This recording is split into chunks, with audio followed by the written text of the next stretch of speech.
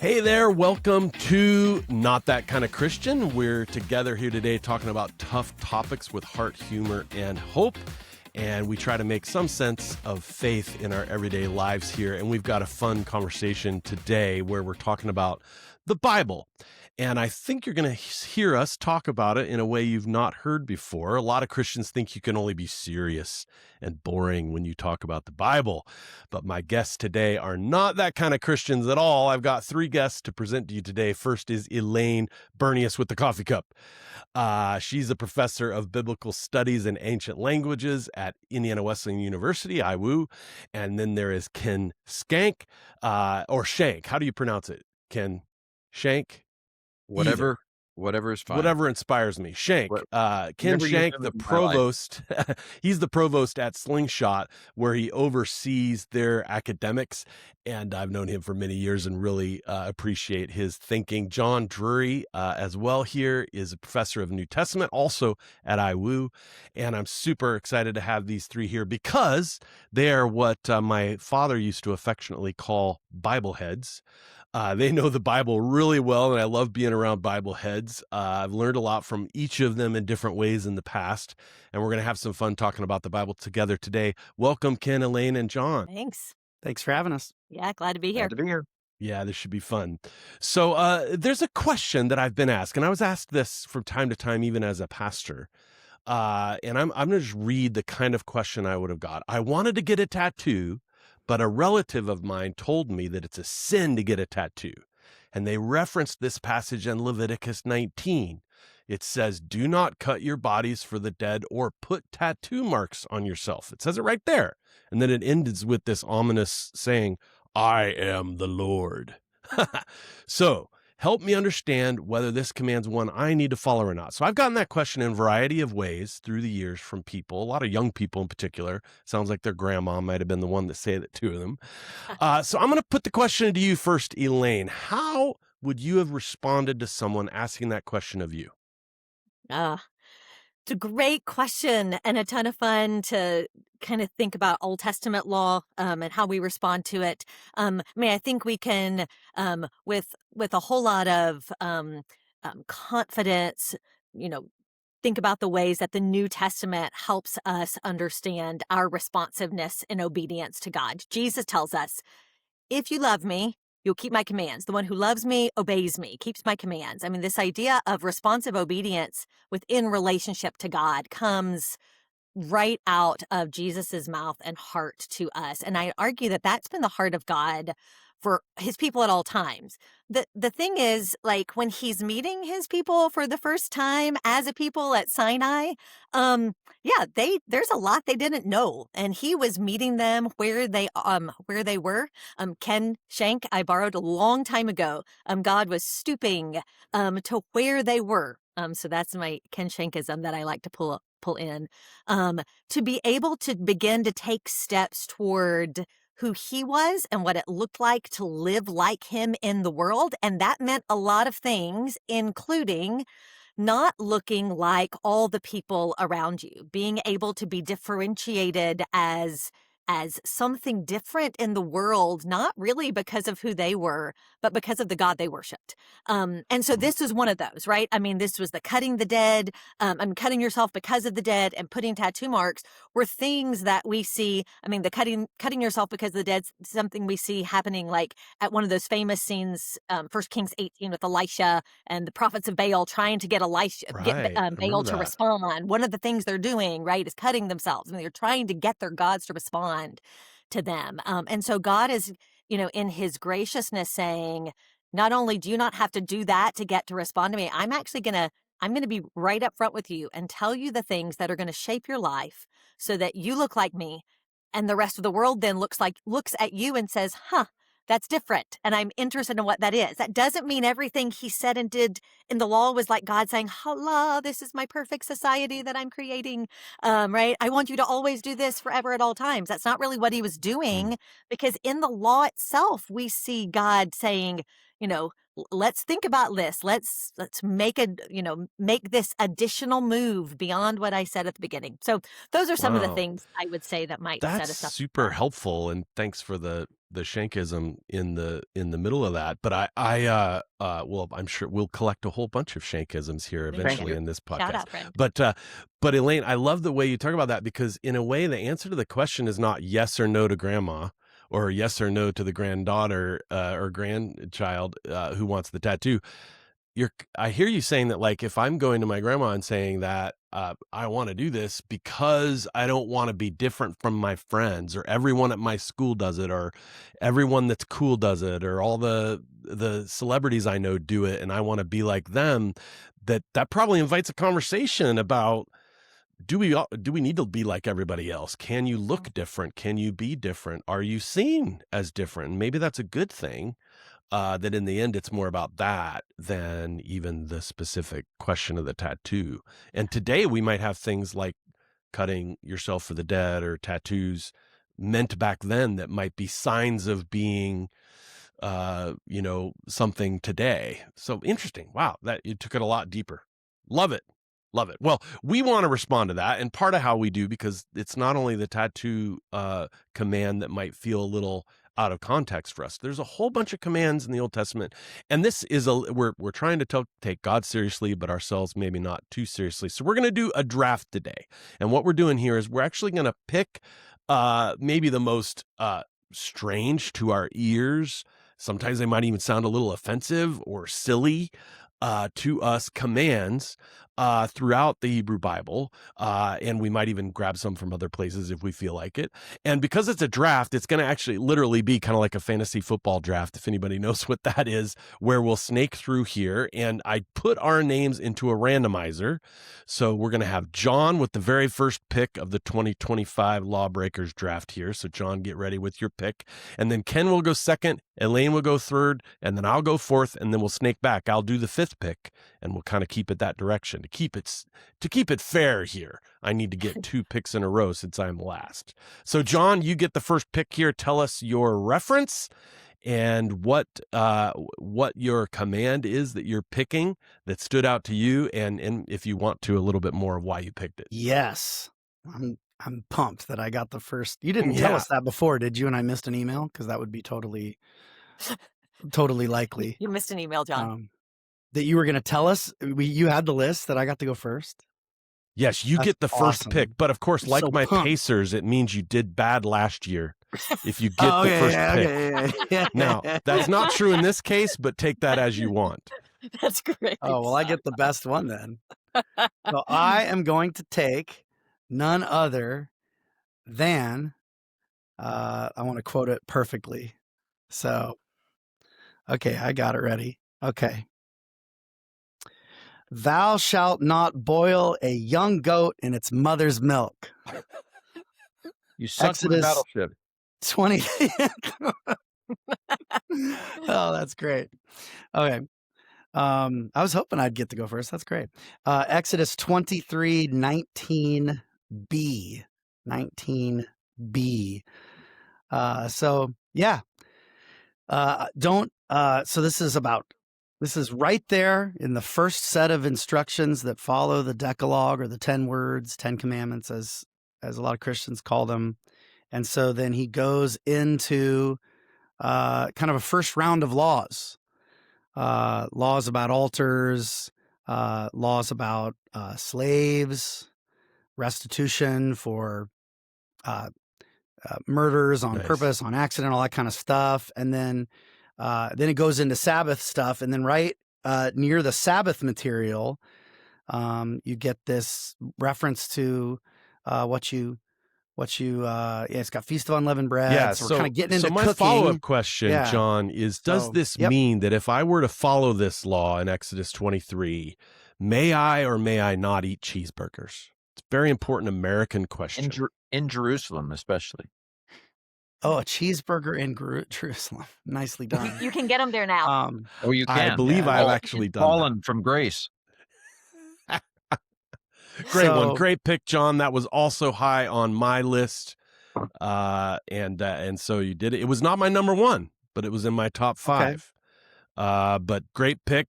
Ken, you have the next pick in the 2025 draft. Well, I felt like because of Elaine's leadoff there that I should pivot to Leviticus 21:5. Priests must not shave their heads or shave the edges of their beard or Yeah. cut their bodies. My sister, when I tried to grow a mustache in college, told me that if I was going to grow facial hair, I had to go all the way. I had to go Amish or go home. Cool. And of course, it was a sin for me to try to have a mustache. If you ever come across those pictures, please tell me. They should be destroyed. But I have no idea why they weren't to trim the edges of their beard. I always resort to Elaine's, that this is probably in response to something going on in the culture, something that distinguishes Israel, like the goats thing. There are all kinds of suggestions. I don't think we really know. Although the Jerusalem don't mix dairy with meat on the same meal or plate. Can I tell a story, Wilbur Williams story? Do it. We were in Jerusalem in, I think, 2004 or something, and there was a fiance and a couple, and the one wanted pizza and the other wanted a gyro. And when the guy came in with his pizza to the gyro joint, he was immediately shooed out of this is old Jerusalem, because you can't have the mother meat with the milk cheese in the same thing. So anyway, I don't know why. Maybe Elaine has the silver bullet. Please tell us. But I imagine it's to distinguish Israel from the surroundings.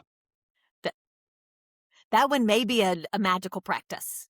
Okay. That it was part of a magical ceremony where if you did that, like, you're going to get some kind of special divination ability. I mean, I've had some, bacon cheeseburgers that were almost magical. We're out of this world. So, I'll confess that right now. But Ken, that's a great pick. I will say I had that on my list, and I'm bummed that I didn't get it because I have a beard, and so does John, and so a beardless person got this. You're following this law, letter of that law, and I am not. So well done. Elaine gets our next pick. Nice. All right. I'm glad. I was afraid mine might go. So I am jumping to Numbers chapter 5. It wasn't too many years ago that I got a random text from my brother, and all he said was Numbers 5, ? Exclamation point. So I'm not going to read all of it because it's really a whole big long thing, but I'll read verse 14. If an attitude of jealousy comes over a man and he is jealous of his wife when she has defiled herself, or if an attitude of jealousy comes over him and he is jealous of his wife when she has not defiled herself, the man shall then bring his wife to the priest. And now they go through this whole ritual. So this is fun because if you look at your helpful editors have either put this as the adultery test or the case of the suspected adulteress, or they've called it the spirit of jealousy. So who is more in the light here? Is this about shining the light on the husband in his spirit of jealousy? Is this about shining the light on the wife in her suspected adultery or in an ambiguous situation? But that is one that gets people. And here's another story to go along with that, along with my brother. I taught this in Pentateuch. It's been quite a few years ago now, but I will never forget this student reaction at the end of class. And I'd gone through the whole thing, explaining all of it, la, la, la. Kid beelined to me. Look of stark terror on his face. And he says, "What if a husband in my congregation wants me to do this?" He's terrified. He is shaking. And my quick response to him, even though I had given him a beautiful reason why you could clearly tell your people not to do that, my quick response to him was, "We can no longer get the dirt off the floor of the tabernacle." And he said, "That's a quick "Oh, technicality." praise the Lord." Nice. Relief flooded his body. But anyway, that's a good one. I think many centuries of rabbis may have had a similar answer. Yeah, indeed. Wow, that's a great one. I also had that on my list, but I had it a lot lower. But I maybe I am not an unfaithful wife at any point here. So, but no, that's a good husband. pick. I love your story, both stories of getting the text with question marks. Is this the passage sometimes? I don't think it is, but sometimes connected to abortion. I don't. Is this Is this the one? I mean, I don't Yeah. think that's what it's about, but Yeah. Yeah, well, what's exactly happening with the thigh falling? Like, she Yeah. drinks the stuff, and, like, what exactly is happening there? Is it an abortive?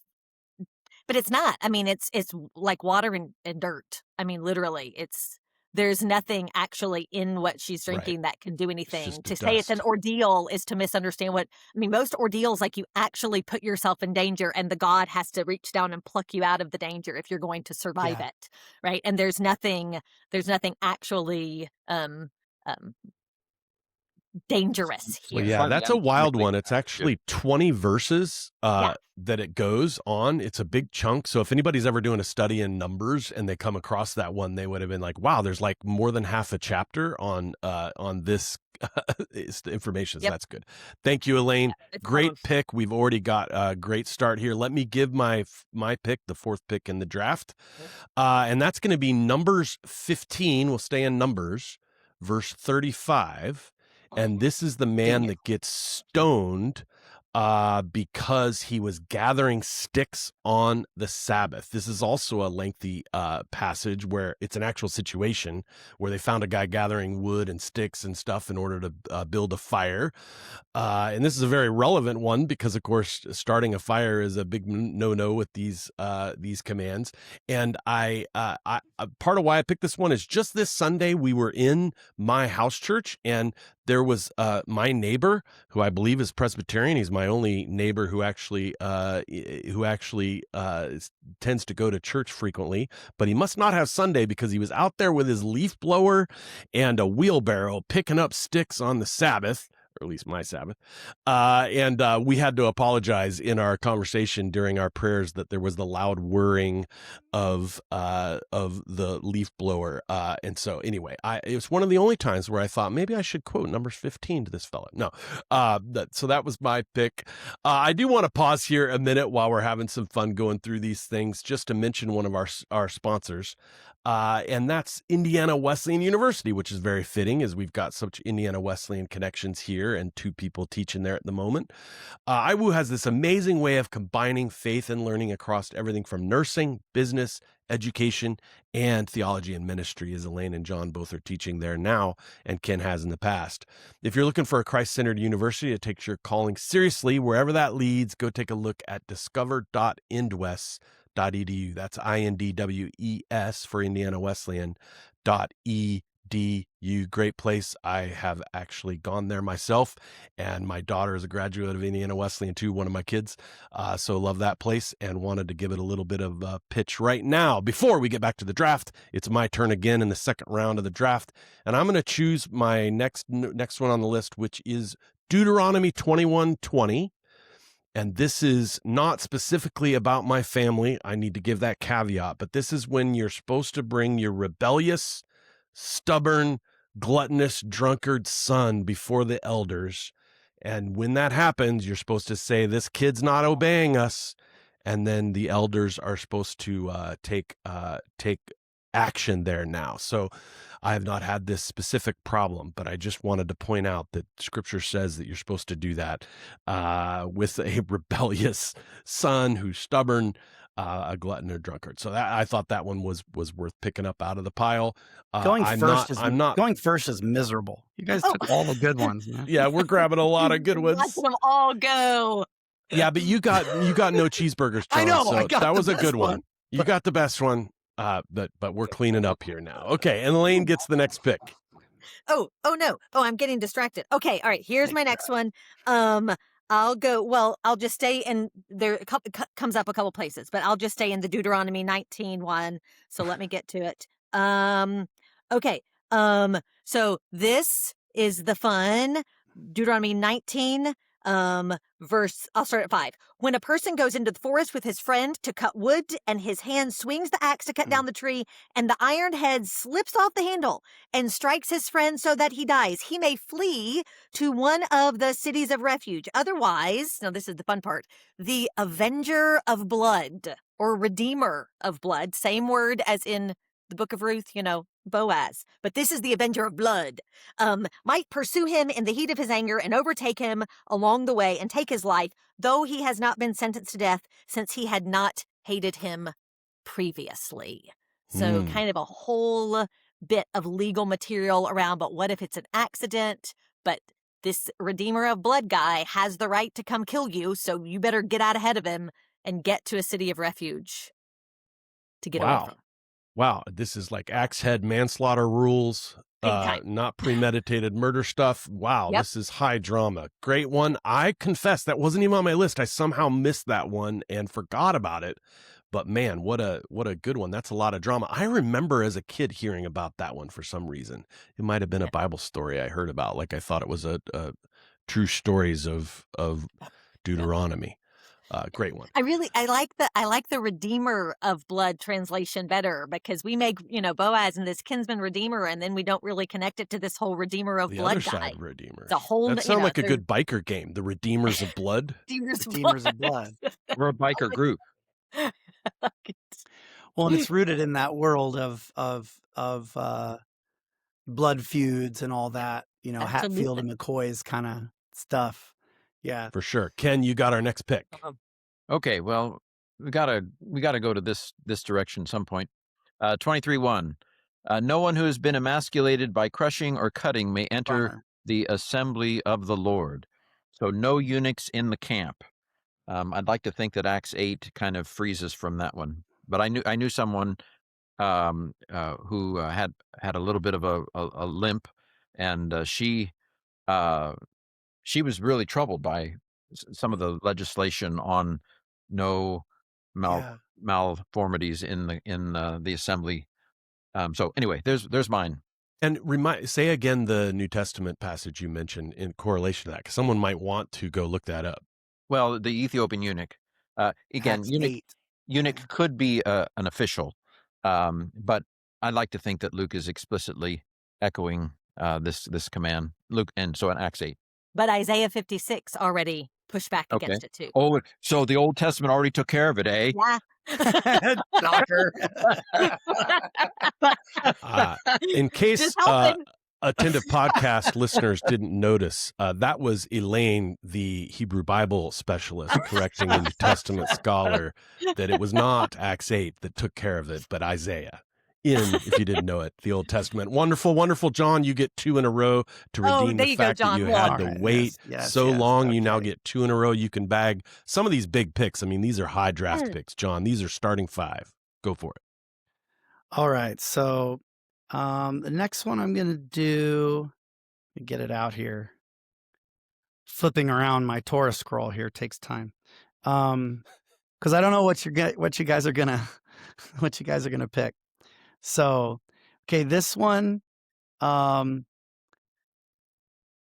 this was my number 2. I got to keep my number 2, only for one reason, and it's not that great. It's what it's next to is what makes it so good. Okay, so this is Leviticus 19:19. Okay, you shall keep my statutes. General statement. You shall not let your cattle breed with a different kind. You shall not sow your field with 2 kinds of seed. You shall wear a garment of cloth made of 2 kinds of material. Yes, I'm sneaking 3 commands in because they're all in one verse. If you want to contest that, feel free. But they all have the same theme of not mixing cattle, not mixing seed, not mixing kinds of cloth. So if anyone wants to contest my taking that as a single triplet. Anyone want to contest John? I have argued with John for years and won precisely 0.01% of the time. Does anyone want to argue with John? I call this kind theology. Yes. Yes. So you have this rooted. It listed as 1. So. Okay. That makes me feel better. This has roots all the way back in the kind of according to its kind, all the way back to Genesis 1, right? So this is very kind of important to the ancient worldview. Wonderful. What I love about it is what it's next to, because that's a passage almost all modern Christians are quite comfortable thinking that was some kind of civil law, some kind of law. But then it's right after Leviticus 19:18. You shall not take vengeance or bear a grudge against the sons of your own people, but you should love your neighbor as yourself. I am the Lord. So everyone wants verse 18. Nobody wants verse 19. So nice. And That's that's no really problem. true of that whole chapter, because it kind of goes back and forth with these very specific commands that follow a very kind of bumper sticker worthy concept. So No yes, polyester. so good. So It good. highlights that tension. Good in one, the John. I'm Torah. glad after you worried that you would not get any of your picks, that you got your second pick all the way in the end of round 2. You also get to start round 3, John. What's your third pick? All right, I'm still updating my priors because you guys got you got my third pick, you got my fourth pick. Yep. Let's do this one. This is Leviticus 14:49. 14:49. Good one. Oh, yeah. And for cleansing of the house, he shall take 2 small, this is the priest, 2 small birds with cedar wood and scarlet yarn and hyssop. And he shall kill one of the birds in an earthenware vessel over fresh water. And he shall take the cedar wood and the hyssop and the scarlet yarn, along with the live bird, and dip them in the blood of the bird that was killed and in the fresh water, and sprinkle the house 7 times. So this is in response to basically mildew in your house. Cleansing your mildew in your house with bloody birds 7 times. And Hebrews says that Jesus took care of it. No, Ken, Isaiah. Already in Isaiah, we know. Already solved in the Old Testament. Elaine's going to now tell us. I actually lived briefly in a house, you may remember this, John, near campus that had persistent mildew, as it talks about in Leviticus 14. So I want to bring this one back because I definitely wanted to burn that house to the ground and not retrieve any of the ashes like it says in that passage. I am really mad at you that you picked this one because of my story, but I just hijacked yours with my story. Sorry about that. I don't have a good story, so thanks. Okay, that's a really good one. I'm kind of mad that you picked it. Okay, Ken, you get the next one. Oh, okay. How about, what do I have up here? Deuteronomy. Okay, here's a crazy one. If 2 men, Deuteronomy 25:11 and 12, 2 men are fighting, and the wife of one of them comes to rescue her husband. He reaches out and seizes him by his beep. Yeah, you shall cut off her hand. Show her no pity. Yeah. Next. That was on my list. That was on my list. The NIV says, show her no pity. Wow. Yeah. That's a rough one. That was also in my top 5. I am bummed that I did not get to pick that, although I am pleased that I didn't have to read it. Well done, Ken. That is one of those strange ones. It's such a very specific story that you almost feel like this happened. This actually happened. And yes. they're like, yeah. So a very specific one. It is an instance, though, of like, again, I almost said this earlier when we were talking about one of the other items, but like nothing will make the Torah regulations appear more rational than reading other stuff from the same period, and like just how brutal this world, the ancient world, really was, and especially the cycles of violence and the endorsement and the legal endorsement of just. So it's not impossible that some of these were, you only get to kill her. You don't get to then kill her sister and you her only mom cut off and one her parent, hand. right? And like that's at least the little I know of this world. That's often, and I don't just say that to defend it. I say generally speaking, these laws tend to be more an eye for an eye, meaning just one eye for every eye, not 6 eyes for one eye, right? It's trying to limit violence rather than institute it. I just thought I'd throw that in. I know we're not here to defend all this stuff. We're also here to laugh, but very good point, John. And I think that little quote you had might summarize a lot of what we're talking about today. Helpful. Elaine, you get the next one. Okay, well, I'm like conflicted now, but I'm going to follow Ken with one of the sweet laws of the Old Testament that we don't know is there. I've got a heart by this on my list. Deuteronomy 24:5. When a man takes a new wife, he is not to go out with the army nor be assigned any duty. He shall be free at home for 1 year and shall make his wife whom he has taken happy. Nice. There we go. That's a life verse, if I've heard one. I know several women who married a military man who should literally put that, there needs to be a patch for that in like the armed forces.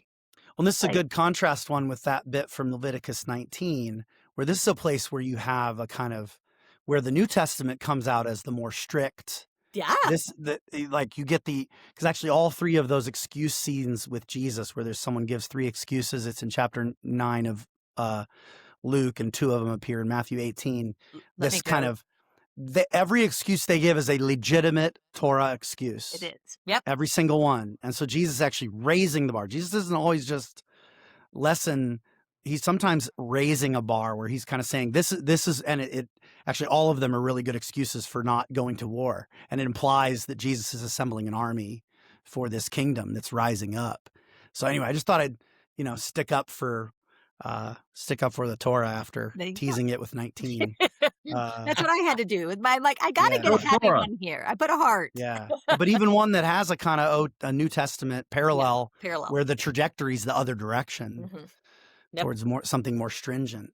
I really hope that we cut out the section where Ken went with that verse and Elaine went with that verse as just a little bit of maybe a social clip from this pod to demonstrate the character of Ken's choice and Elaine's choice. Yeah. Wonderful redemption of the whole pod, Elaine. Thank you. So now I get, because it's the corner, I get to pick 2 in a row here. We're doing well. We're more than half done with our draft. You guys are killing it. My next pick is out of Deuteronomy 22. Verse 8. I love that I'm displeasing John on a few of these. That's yes. So when you build a new house, make a parapet around your roof so that you may not bring the guilt of bloodshed on your house if someone falls from your roof.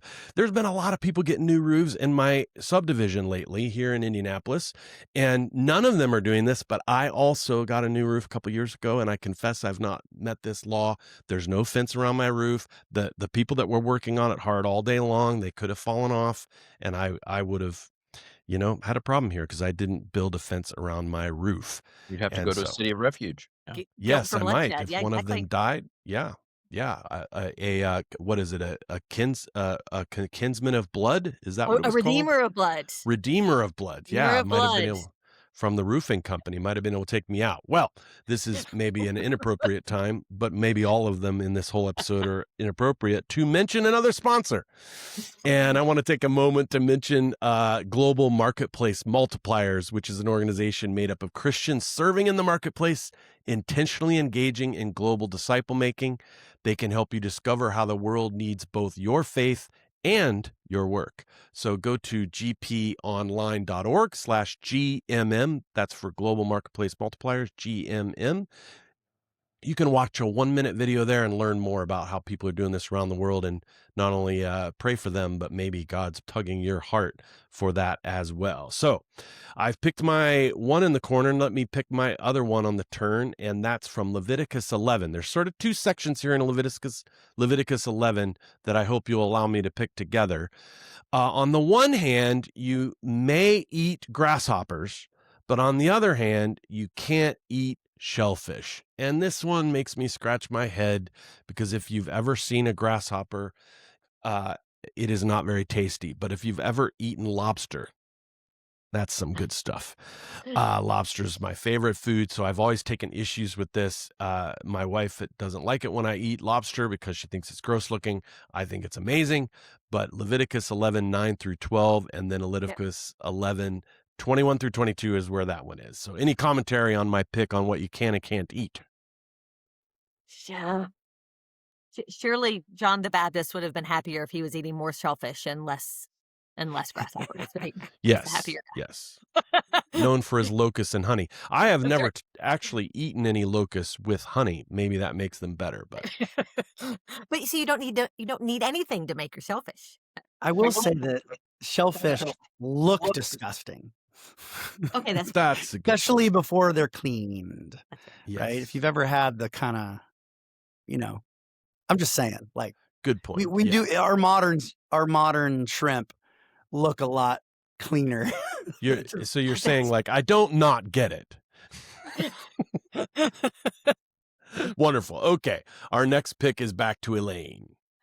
Okay, I'm going to go with this one because it connects to another good Bible story that often gets lots of questions, and it would help maybe if we knew this law. So I'm going with Leviticus 5 verses 4. Wait, Leviticus 5, starting in verse 4. If a person swears thoughtlessly with his lips to do evil or to do good in whatever matter people speak thoughtlessly with an oath, and it is hidden from him. And when he comes to know it, he will be guilty of one of these things. So it shall be when he becomes guilty of one of these things that he shall confess that in which he has sinned and bring the guilt offering and that sort of thing. So this idea that the law has already provided for a way out of, like, you make a vow and then you're like, oh, wow, that was a bad plan. Just, you got a way out of it. So, of course, this brings up the whole Jephthah story.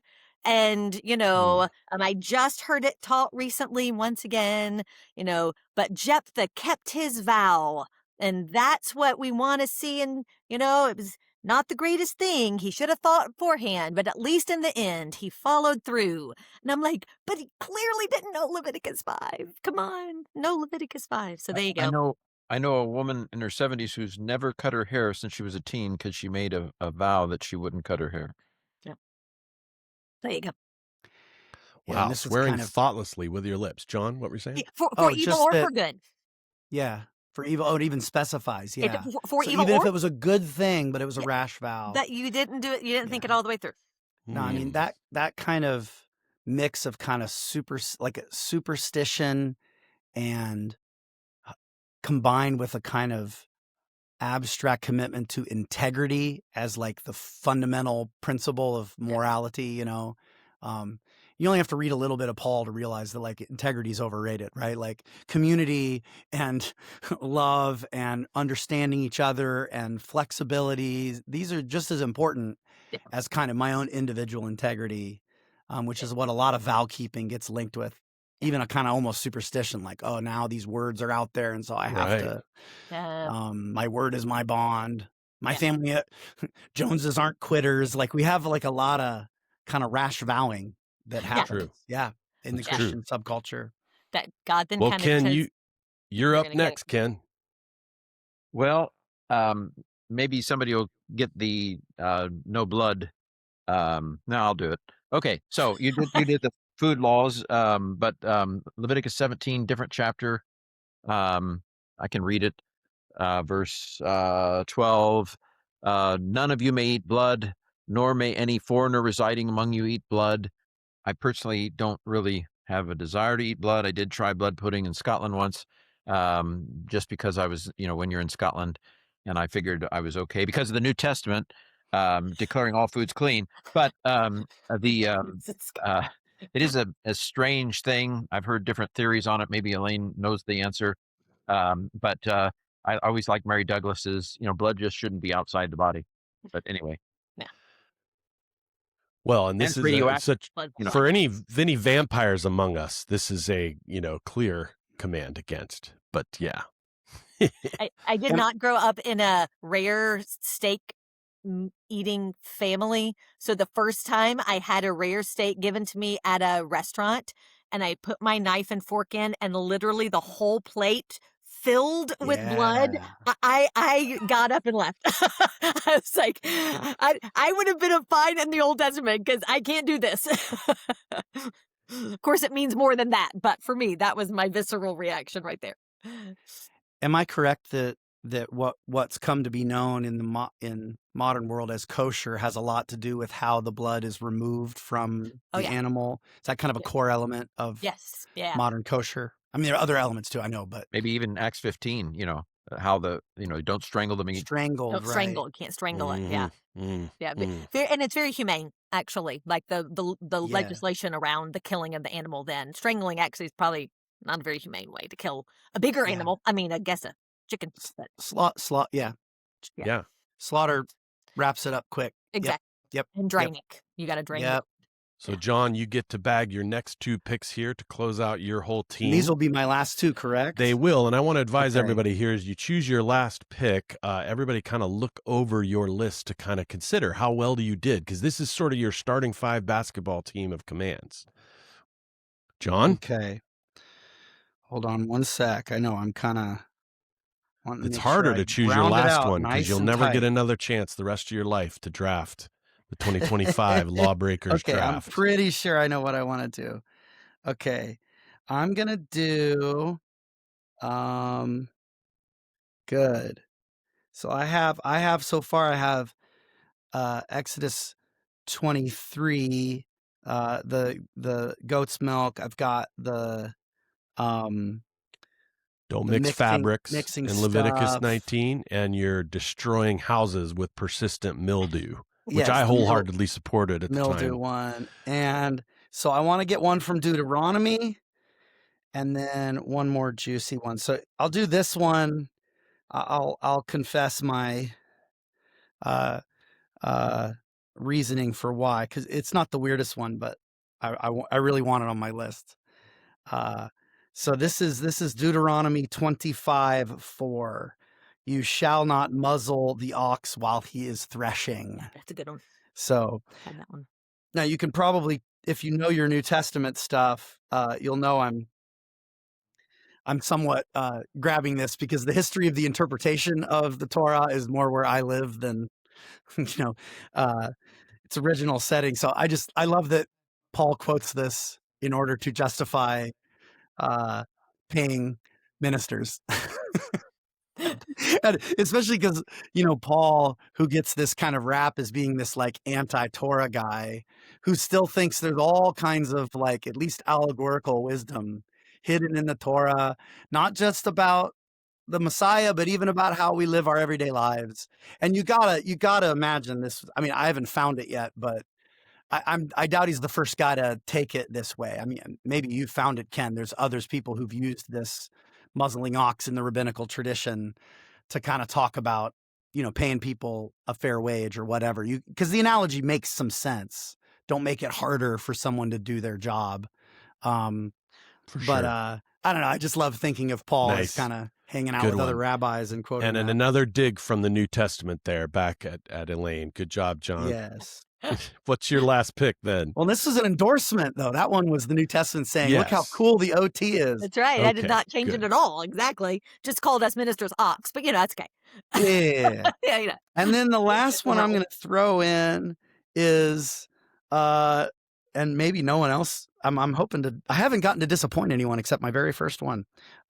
David, you've done lots of disappointing, which is part of the fun of drafting. But for me, hoping that this will annoy someone, I'm going to grab the red heifer from Numbers 19. Good one.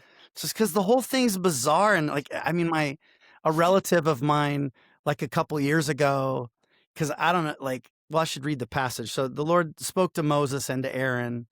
This is a deep cut. This is like a B-side that no one can find.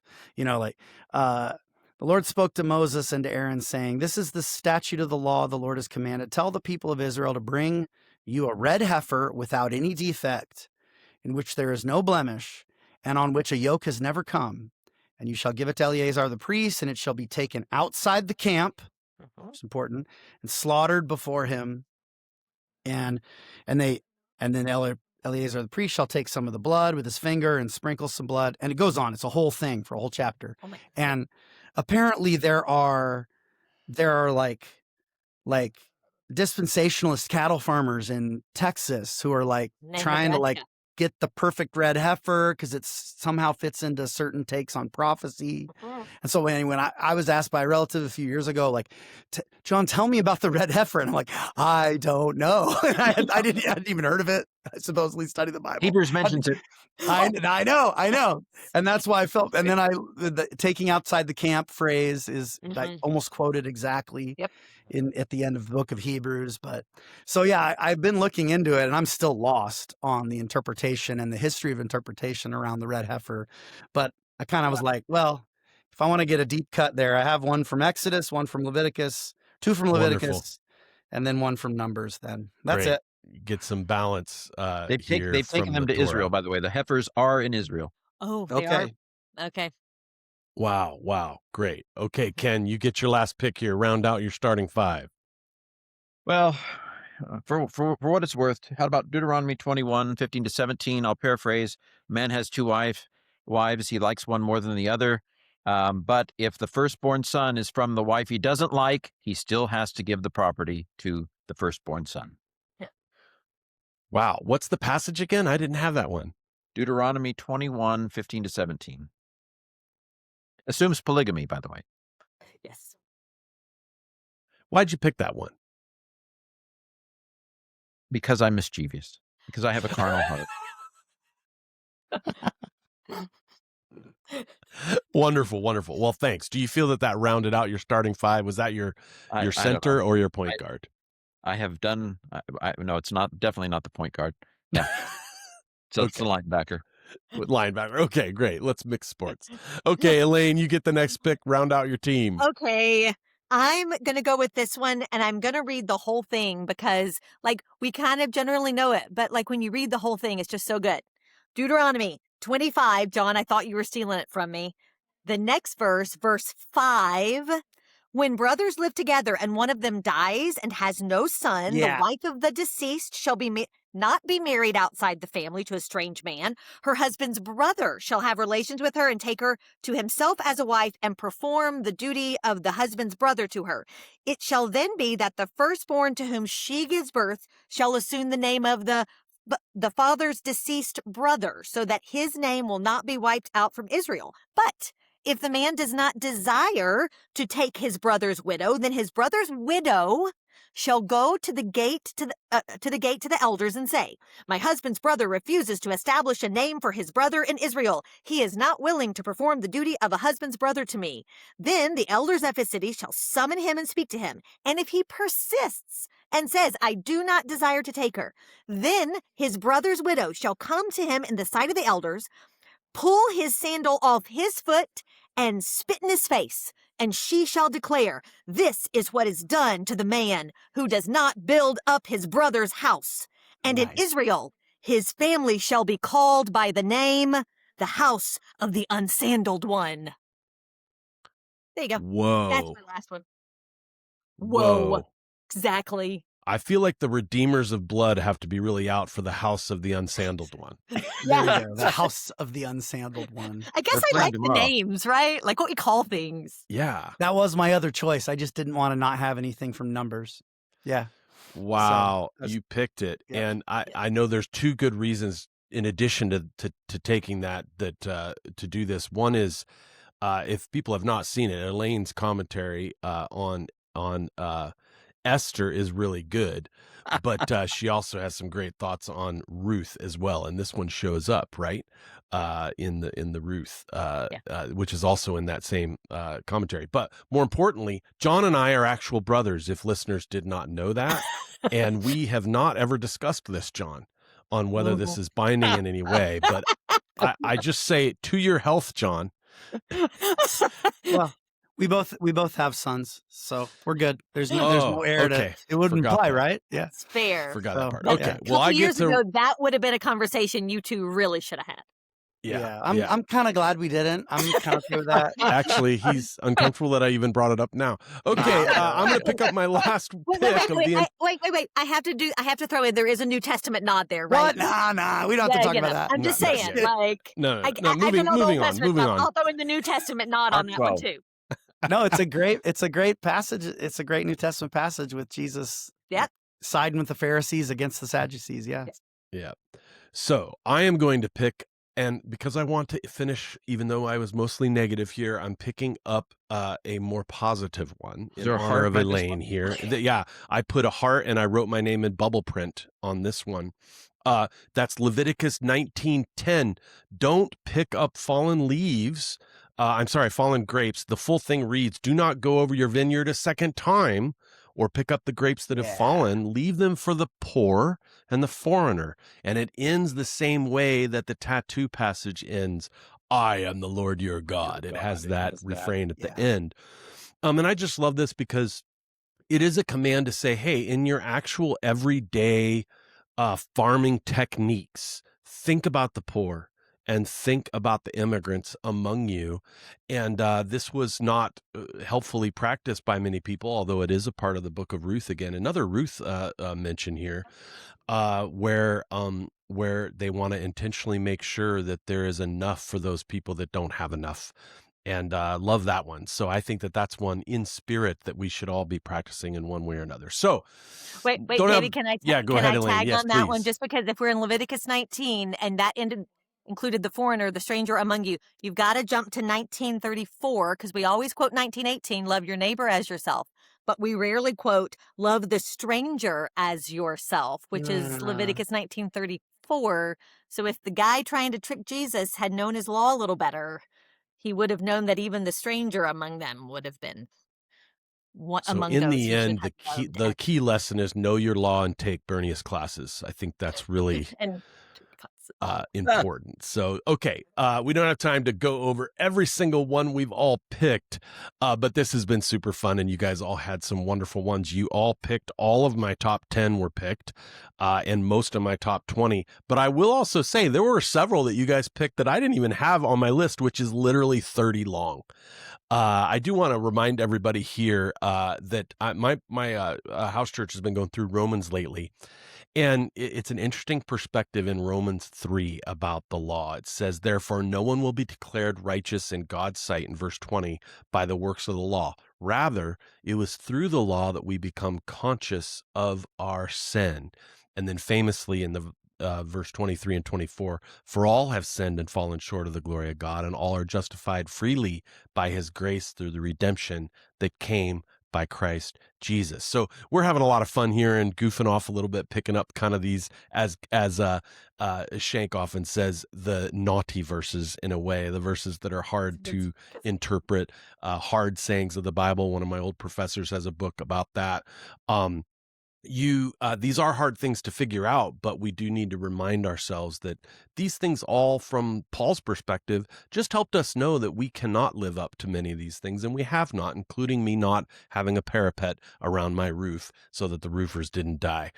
We have not lived up to most of these things, if not all of them in some ways, including the positive ones, like me being able to help the poor and the stranger, among us, the immigrants. There's all sorts of ways I've fallen short of this, but great list. Anybody have any final comment either on your final team here or this process? Your beard's looking very nice. You're talking to John or me? I was talking to you.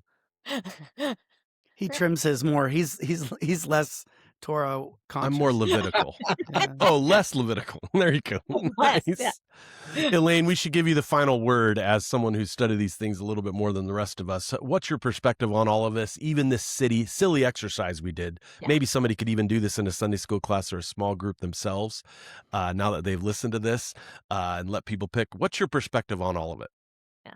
Oh, it's great. I mean, I like the not taking yourself too seriously in it, right? Because we can get hyper focused on it, and and do some things, like Ken mentioned, a good heart, but realizing, I mean, you don't have to do some of the things that we might feel like we get bound to do, and the bondage of the law is what Paul often pushes back against, right? You're stepping into a different kind of bondage when you're gonna when you're gonna bind yourself to keeping the law. But I think more than anything, the question I like to get students to ask is, what does this reveal to us about God's heart for how he wanted to shape his people? Yeah. And then ask the question, how might he want to shape me in the same way today? Maybe I won't do this thing, but is there something that he wants me to do that would shape me in the same way? Sometimes it's tricky because, like, well, why did he even say the thing about tattoos? So like knowing a little bit helps. But ultimately it's what I do shapes me as one of his people. So what can I do today that would shape me with that same kind of heart? Wonderful, wonderful. Well, thank you for that perspective. I just want to mention again and thank each of these, our guests on Not That Kind of Christian today. Thanks for having fun with us here. Elaine Bernius is a professor of biblical studies and ancient languages at Indiana Wesleyan University. Thanks for being with us, Elaine. I think you might like her new Beacon Bible commentary on Esther in particular. I absolutely loved the scholarship and practical teaching in that one. I literally think it's a top 3 commentary on that book of the Bible, and I've read a whole bunch of those. So she also is prone to like dogs, people, and coffee, but the order kind of moves around depending on the day and the people, I'm sure, or the dogs, or the coffee. And Ken Schenck is provost, our other guest, at Slingshot, where he oversees the academic dimensions of their partnership courses and professors. They do some really innovative stuff in education. I've noticed Ken literally has written dozens of books, dozens and dozens, and maybe it's scores at this point, of books and perhaps thousands of articles and blog posts. I've read maybe 1,000 of them, so I think it's in the thousands. Search for Kenneth Schenck. You spell that Schenck down, and go down that Schenck rabbit hole like I've done for years. Love reading his stuff. All of us do here. He's influenced a lot of us. And Yep. John Drury over there is the professor of New Testament at Indiana Wesleyan University as well. He also, if you didn't know, is my brother. He's a quadruple threat, I like to say: theology, Bible, spiritual formation, and, if you didn't know it, podcasting. Go find his pod, which all of us here have been a guest on at one time or another. It's called Fresh Text, wherever you find your podcasts. Oh, he's even got a little thing there for those on YouTube to see his logo. It's the best one out there on the Bible that I've listened to. Just love it, and love his guests. And to you, our listeners, our viewers over at YouTube, thanks for tuning in to Not That Kind of Christian. If you like today's episode, share it with a friend, give it a review, generally get it out into the ether the ways that you know how to do. I might not even know how to do it. You do. Let people know about it. And you can check out show notes for more info. You can find me, as always, over at daviddrury.substack.com, where I write twice a week. Big thanks to Seth Strand, our producer, who makes this podcast possible, and to our executive producer, Jamil Acevedo, executive vice president at Wesley Seminary. And I will see you next time. Thanks, everybody, for joining this fun one. Hope you have fun getting into the Bible even more.